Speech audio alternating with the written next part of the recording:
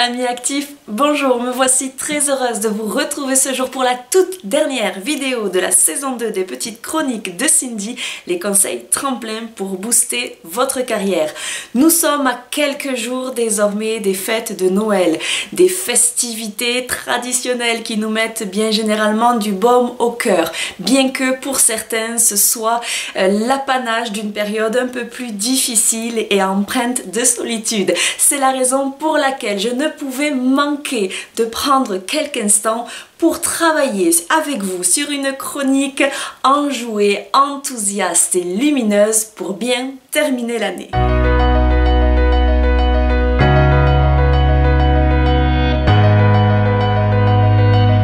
Aussi, l'objet de mon propos ce jour est de savoir comment cultiver l'optimisme. Dernièrement, dans l'un des articles que j'ai lus, j'ai relevé une information qui m'a grandement effarée. Aurait été écrit sur l'année passée l'équivalent de 31 000 articles concernant le surmenage, concernant le stress au travail. 5 000 auraient été écrits sur tout ce qui relève du burn-out et seulement 1000 proportionnellement parlant sur l'optimisme.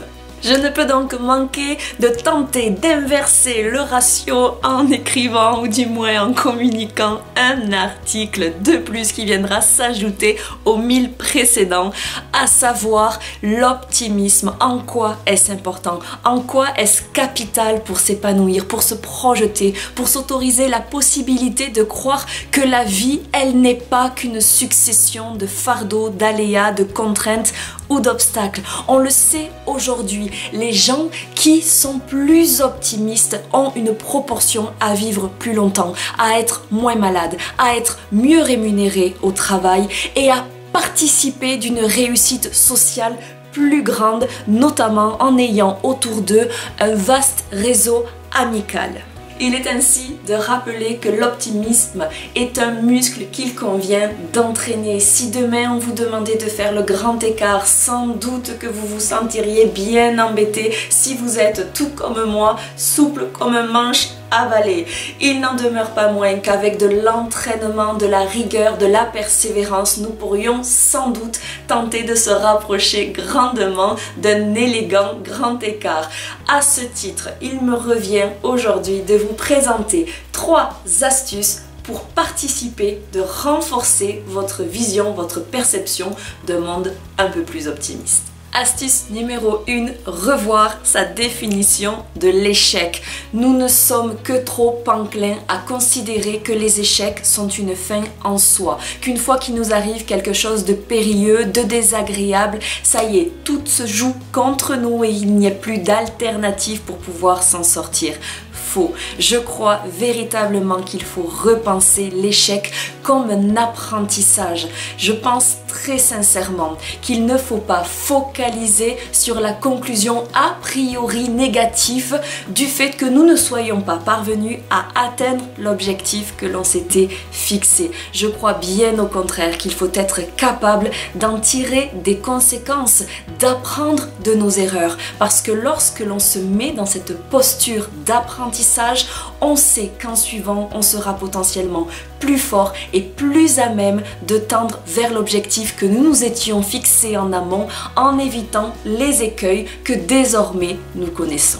Astuce numéro 2, cherchez le positif parmi le négatif. Plus facile à dire qu'à faire, peut-être a priori, mais finalement ça se fait très facilement. Je vous donne un exemple. Si jamais vous marchez dans la rue et que vous avez tendance à regarder le sol, bien sûr que nous y verrons sans doute des choses peu agréables à l'œil, comme des crachats, comme des papiers, comme des Kleenex, comme des choses qui ne nous font absolument pas plaisir. Pour autant, au lieu de focaliser notre attention systématiquement sur les choses désagréables pour notre œil ou pour notre cœur, tentons de percevoir en levant les yeux, en prenant de la hauteur, en regardant autour de nous s'il n'y a pas de jolies choses à voir. Si vous percevez quelque chose de désagréable au sol, eh bien rappelez-vous de lever les yeux vers le ciel, peut-être en jetant un coup d'œil sur l'architecture, peut-être en regardant un arbre avec des bourgeons en fleurs, que sais-je, je suis d'humeur poétique. Quoi qu'il en soit, je pense véritablement qu'une fois que vous arrivez au moment de vous coucher, ne vous cantonnez pas à refaire le film des choses qui ne se sont pas déroulées comme vous l'auriez souhaité. Bien au contraire, tentez de focaliser votre attention sur 3 choses, même si ces dernières sont très simples, mais 3 choses qui ont retenu positivement votre attention tout au long de la journée. Et à ce moment-là, évoquez-les à haute voix, quitte à les écrire sur un petit carnet qui serait posé chaque soir sur votre table de nuit, et vous verrez qu'une fois que vous trouverez le sommeil, votre cerveau qui reste en activité focalisera son attention non plus sur les choses qui se sont passées de manière désagréable, mais sur les choses auxquelles vous avez pensé en dernier, à savoir les choses positives. Astuce numéro 3, visualisez votre réussite future.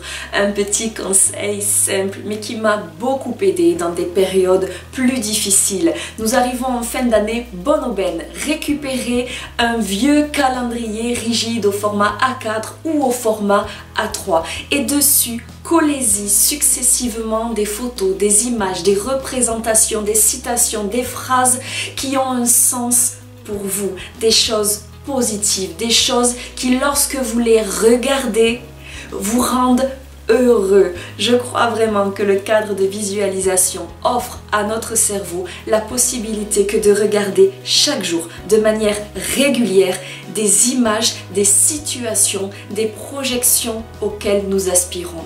Cette technique, cette astuce qui fait grandement ses preuves offre à notre cerveau mécaniquement d'imprimer ce qu'il perçoit comme une réalité.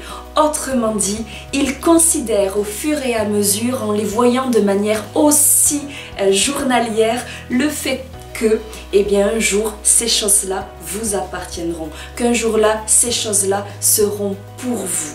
Je crois que le cadre de visualisation est un outil, un support qui peut grandement renforcer votre perception du verre à moitié plein plutôt qu'à moitié vide.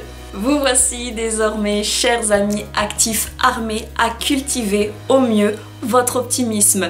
Nous voici donc arrivés au terme de cette 2e saison des petites chroniques de Cindy, les conseils tremplins pour booster votre carrière.